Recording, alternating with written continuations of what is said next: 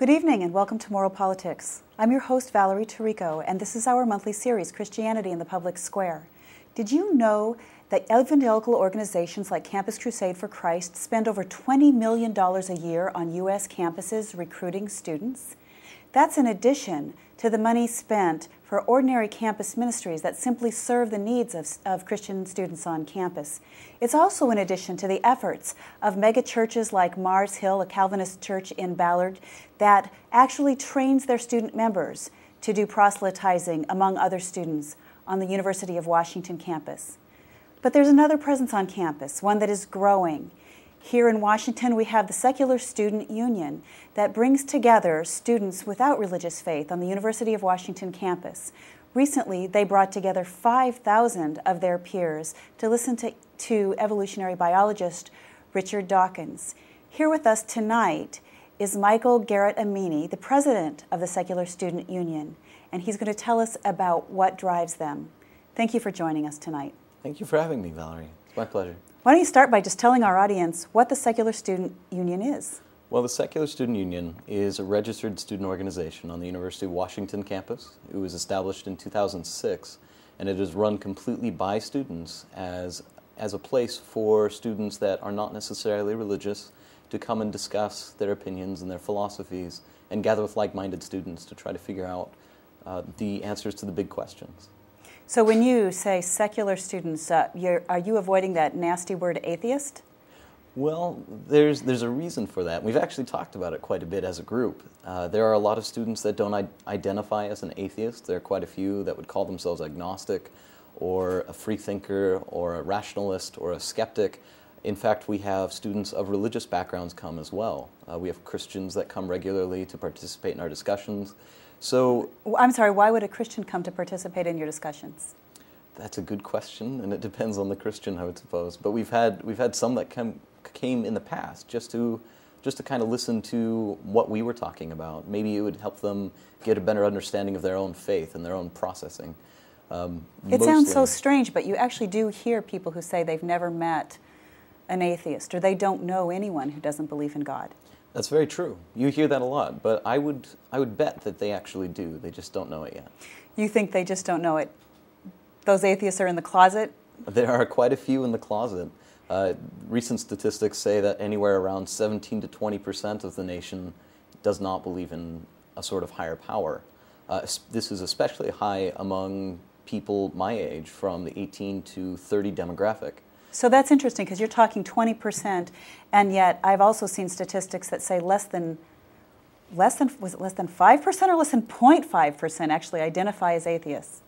Well, not believing in God and identifying as atheist are two very, very different things. How so? The term atheist it's almost a slanderous label, and it has been for a while. I consider myself an atheist. I don't consider the label offensive. However, there's some people that take offense to the word atheist. So when it's used for slander, what are people implying?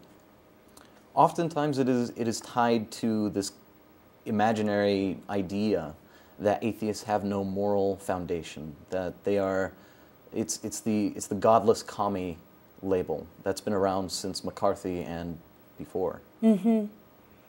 Godless atheists. Those godless atheists, like it's. Well, you don't have any basis for morality, do you? I mean, a lot of people would say, if you don't have God, anything goes. That is true. People do say that, but you don't often see people perpetrating massive crimes in the name of atheism. We've seen abortion clinics blown up in the name of Christianity. We've seen attacks on America and around the world in the name of Islam. You don't often see attacks in the name of atheism. Prisons right now are comprised mostly of Christians.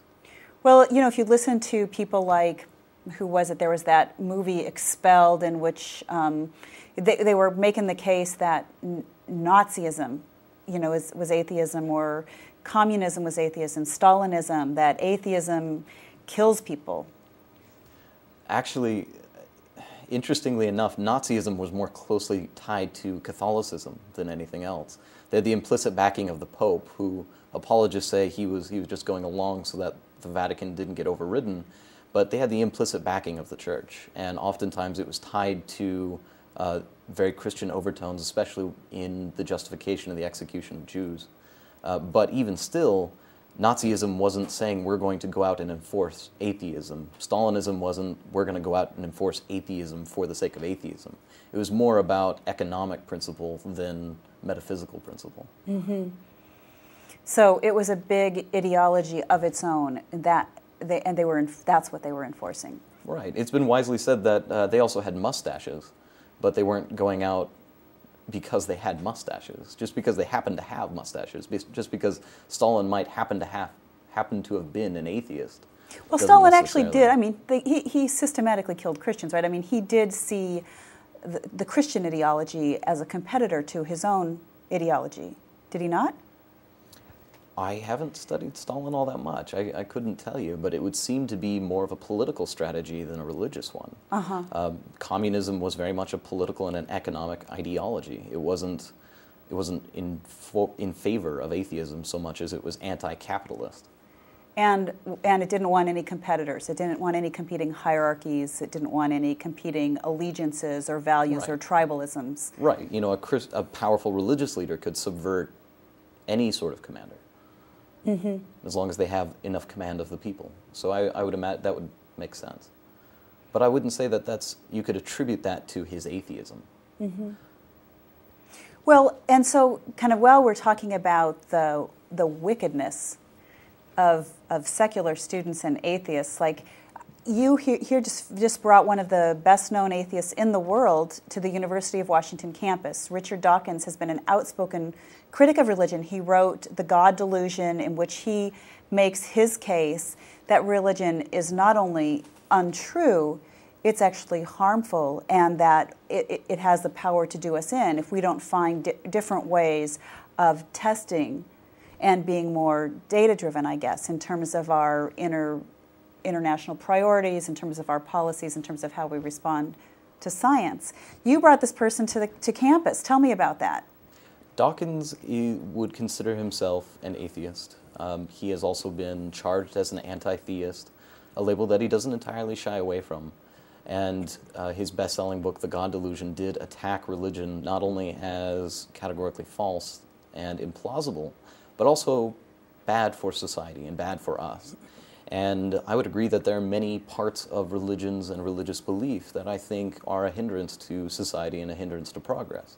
I wouldn't go out and discount all of religion wholesale, but I would say that he does have his opinions have a ring of truth to them, and there is a great deal of harm that is done by that kind of religious hierarchy. Mm-hmm. What prompted you to bring Dawkins to campus? Well, it was actually Dawkins' book, The God Delusion, that in my exodus from the Mormon faith brought me from being an agnostic into atheism. And it's Dawkins that has kind of provided a rallying cry around which atheists could organize, and a common source that they could talk about, that they could engage in.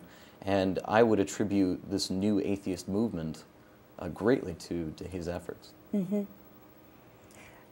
You say you made a movement from being Mormon to agnostic to atheist.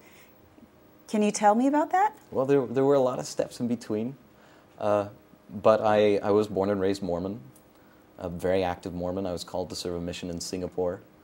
I went to the Missionary Training Center even for a couple of weeks before I came home. And through a great deal of research and a great deal of soul-searching and questioning, found that the Mormon Church was not what I believed it to be. And that must have been huge. It was devastating. It was devastating. In the process of going from being Mormon to what I am now, I lost nearly everything I had. And it's still difficult from time to time. You lost nearly everything you had? I did. I had a great deal of friends that... some would no longer speak to me themselves. Some, their parents would not allow them to associate with me. I had a full tuition scholarship at Brigham Young University, the Mormon University down in Provo, Utah. They would no longer allow me to attend the university. It was pretty devastating. I lost my entire community. I lost my entire framework and how I looked at the world.